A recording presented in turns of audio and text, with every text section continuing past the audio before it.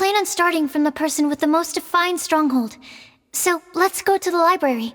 Lisa should be there. Stronghold. That's an, interesting word to use. Maybe den? No, that's even worse. How about layer?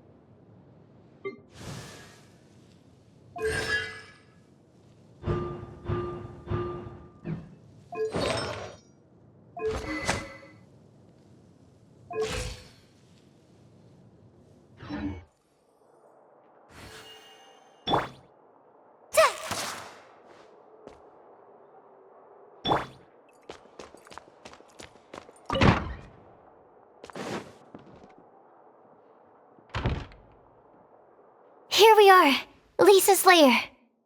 Oh no, that was a bad word choice. And now Sucrose is using it. It's all my fault.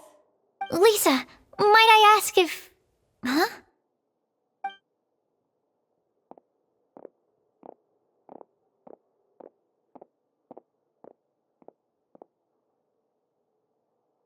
Sucrose. Kale. What are you doing here?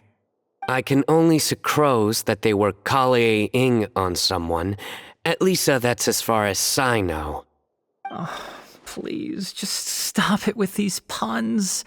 I beg you. Are you trying to win worldwide fame for unfunny jokes? Is Lisa not here at the moment? Surprising, isn't it? She went out. I'm afraid it's just us here looking for information. Except me. I'm not here for information. Like you, I came here for an abortive search for the librarian, who is also my academia senior. Oh, so you studied in the same darshan as Lisa? That's right. Her mentor in Sumeru was also my benefactor. We were both Spontamod students. Wow, that's cool. But wait, we're getting sidetracked. We came here to look for some information. Kale and I are investigating a prophecy, and we were hoping you all might be able to help.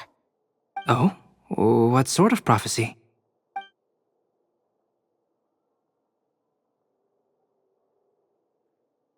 I see.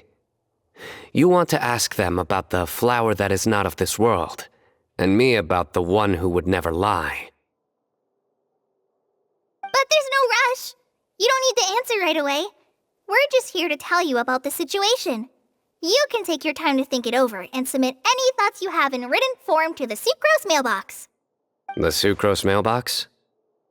Yep. I was thinking about it on the way.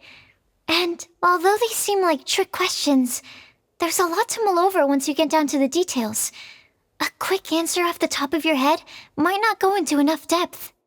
So, I decided to place a mailbox next to the alchemy crafting table. Everyone can submit their written answers there when they're ready.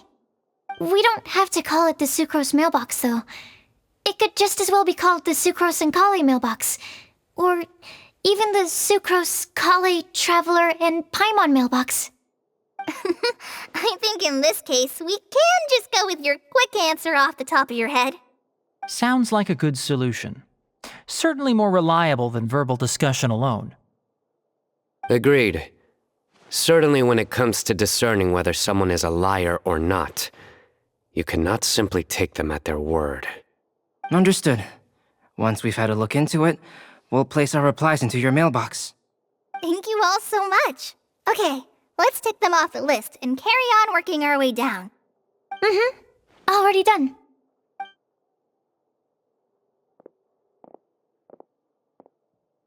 I'm pleasantly surprised to see those two introverts getting along so well. Do you get the feeling that Kale's return to Mondstadt has emboldened her more contrarian side? Yes, I'd noticed that too. Traveling and meeting old friends are both good for the body and soul. And isn't rediscovering one's youth while revisiting old haunts a worthwhile pursuit?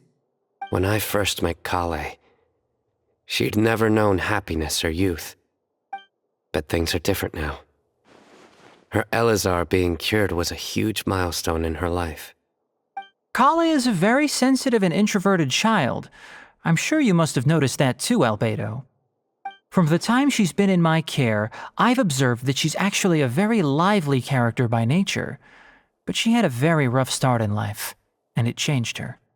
So, might I assume that your respective claims of looking for plants and artists in Mondstadt were just pretexts?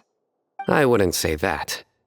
Both Kale and Genius Invocation TCG are very important to me. Would it really kill you to just say yes in this situation? Fine.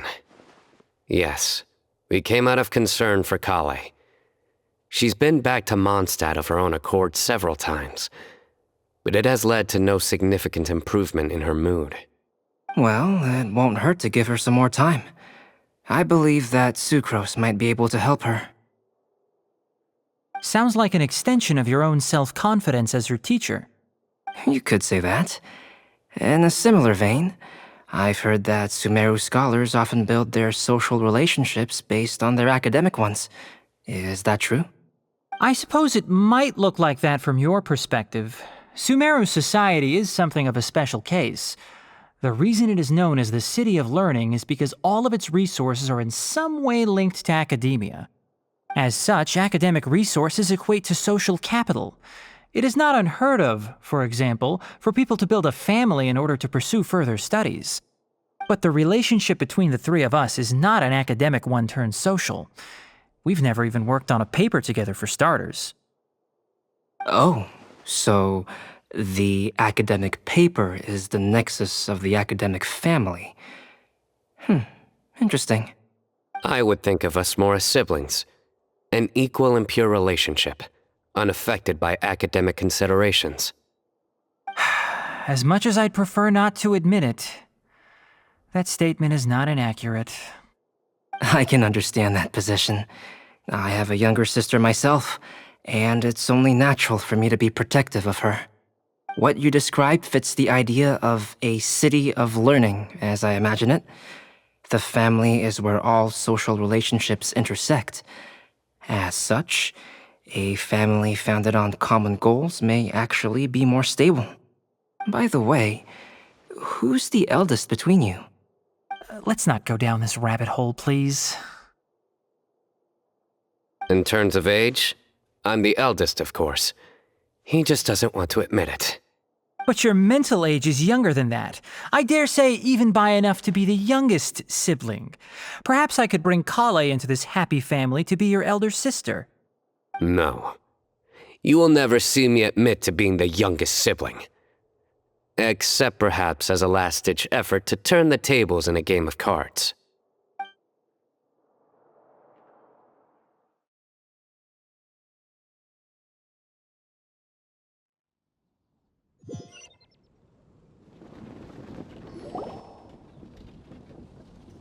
Guess we'll leave Kale and Sucrose to it. Fingers crossed all goes well for them. Now then, where should we go first? Let's try our luck at the bulletin board, shall we? A lot of people tend to show up there at some point in the day. Maybe we'll get lucky.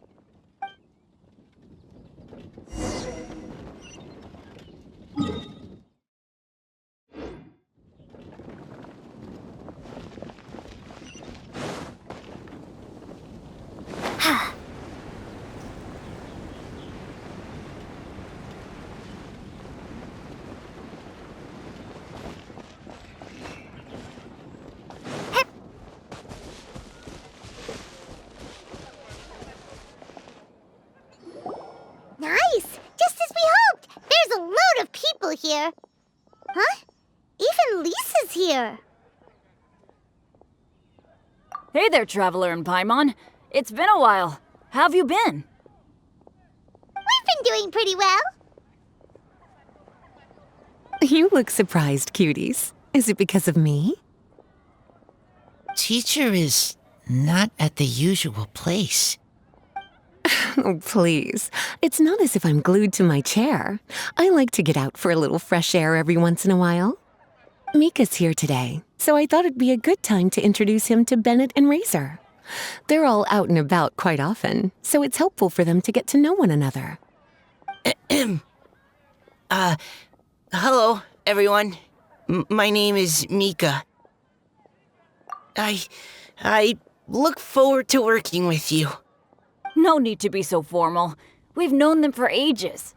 They're cool. Windbloom. Fun? Actually, we haven't gotten to the fun part yet. We've been busy investigating a prophecy. A prophecy? What kind? A good one or a bad one?